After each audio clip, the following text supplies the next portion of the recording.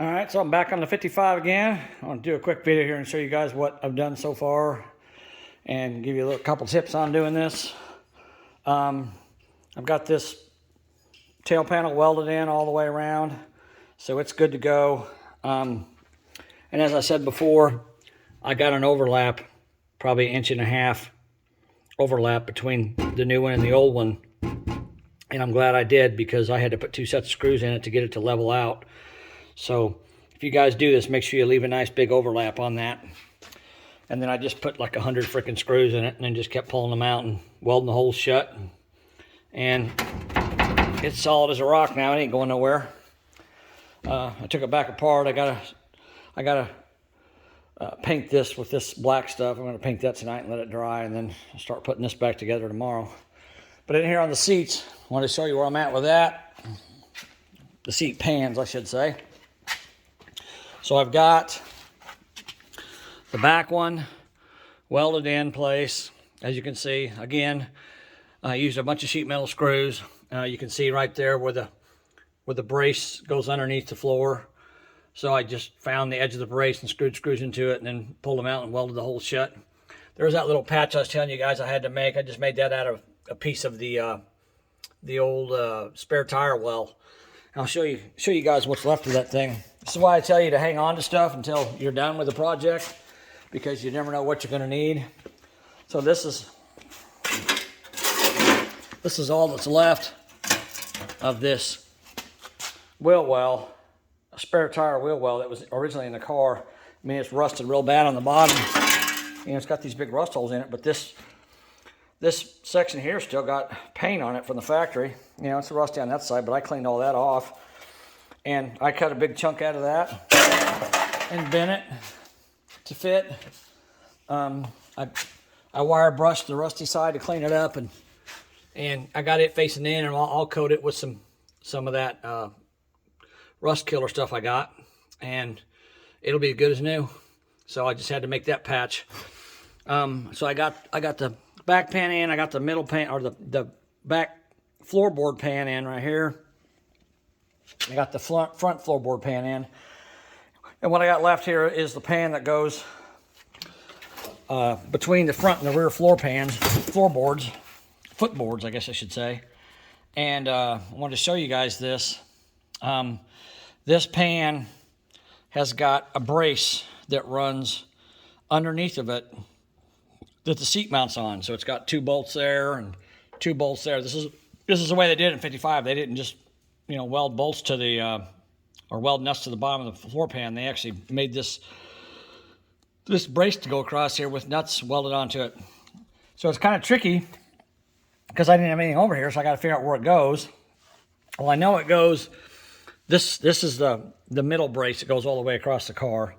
And if you guys remember, I replaced about halfway across the frame out here with a new piece. But this brace goes underneath this floor pan, and it goes back into this area here. So you have to put this in before you can weld this all the way in. So I welded this 3/4 of the way around, but this corner I left it undone because I needed to get this brace in, and I wasn't sure where this brace would go. And then I've got this brace that goes right here and sits on the frame and goes like that. So once I get the other floor pan, and it doesn't sit on the frame, it doesn't really even touch the frame, it just sits there like that and basically supports the seat. So but it's only welded to the rocker panel. It's not attached to the frame. So anyhow, I got to put that in, but I'll put that in later. I just wanted to show that to you. But anyhow, what I did, and one thing you guys want to remember, is you only want to do one side of this at a time if you do it, because you always want to have one side for reference. So I can always look at this side and, you know, say, okay, this was there, that was there, whatever, and I can come over to this side and kind of get an idea where it goes. But the good thing is when I went to put this brace in, what I did is I took the seat and I bolted it to the factory bolt holes over there, and then I put the seat down here, and I could see that it was touching right here, so I marked the rear of the rear seat mount. Yeah, give it my phone. Is right there where the rear seat mount is. I marked the 2 bolt holes where the rear seat mount laid on this thing. So then I drilled them out, I slid that under there, and then I bolted it in place with bolts. Oh, and it's kind of weird because the factory bolts are fine thread, and these replacement brackets have coarse thread in them, so you have to get new bolts to put them in with. But anyhow, I drilled those out, and then I bolted that in there, and then I took C-clamps and I clamped it down to the brace real tight and lined it up to where I thought it should be. And then I welded the corner here in the middle a couple places. Then in that corner there, I welded it to the seat pan and the brace so that it's pretty solid in there. So it's not going to move. But you want to remember that you don't want to tear this whole thing apart if you're going to do what I'm doing. I mean, if you're replacing the entire floor pan, that's one thing. But if you're doing what I'm doing and putting just these floor pans in, then you want to remember to only do one side at a time. We can bolt the seats in on the factory side, and then come over here and line this bracket up so you know where it goes. Now, when I'm done with this side and I start doing that side, I have to be careful because it doesn't really matter where that bracket is right now because it's coming out. But this one here, once it's welded in, it's not going to go anywhere. So if I don't line that bracket up correctly when I put it in and I weld it in place and the seat bolts don't line up, then I'm in trouble. So I need to make sure that I am very careful, even more careful when I do that side than I was doing this side. This side here is kind of no big deal because I can bolt it up to the factory bolts and kind of get an idea where this goes, and it'll fit just fine. So just remember that too. But anyhow, that's where I'm at with this thing. Continue to work on it, and I'll just continue making these videos, these short little videos. I don't know if you guys like this or not, but I've watched some of the guys on YouTube that have these car channels, and I mean, they'll have, 20 videos, and each one of them's 2 or 3 hours long, and it takes forever to watch them, and I don't really have that kind of time. So I just thought maybe I'd make these little snippets and show you what I'm doing, and you can always ask questions and stuff too, but kind of get an idea and, give you pointers and stuff so you know how to do it. Now, one other thing I will say, I ground off the welds along this edge because the other pan goes over the top of it. But as you can see around there, all the way around the panel, I have not touched those spot welds, and I'm not going to because it's going to be carpet. There's no point in messing with it. I'll clean them up, and I'm going to coat this floor with some rust killer stuff when I'm done with it. But there's no point in cleaning and grinding all them welds down. I mean, it would take you forever to grind all these welds down, and they're under carpet, so it doesn't matter. So, I only grind down the ones that I have to. Now, I will say one other thing. So this is the factory threshold. This is for the rear door. Obviously, it's too short for the front door, but it's got a step in it. And these pans, they all came with a piece that came up in the front here, and this was supposed to sit basically like that and sit over that lip and be bolted through to the floor. But the problem is none of these lips lined up, so I just cut them all off. And not only that, this front floor pan, I had to pound the lip flat in order to reach this piece of 3-inch steel I put in here that made the rocker panel too short. So I had to pound it flat to even get it to reach. So I knew I wasn't going to be able to use them thresholds anyhow. So now what I've done is I've just cut all these lips off on all the, you can see the one back there, there's no lip on it either.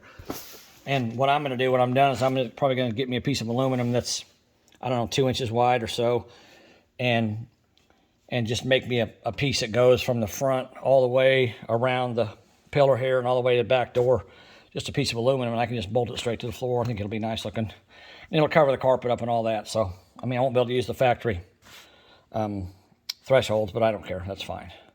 This car is kind of a rat rod anyhow, so you do what you got to do. And then I got this corner brace right there I got to put in. It goes around the corner here.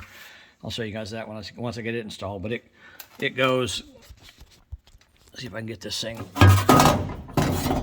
It goes basically like that. And that hole goes right where the bolt hole is. I cut these bolt holes out. There was indentations in the floor pan right there and right there. And I cut these out with my plasma cutter because you're supposed to be able to reach the bolts through them. And they don't even line up with the bolts, so they're a little bit off. But whatever. I mean, it is what it is. Oh, and one other thing.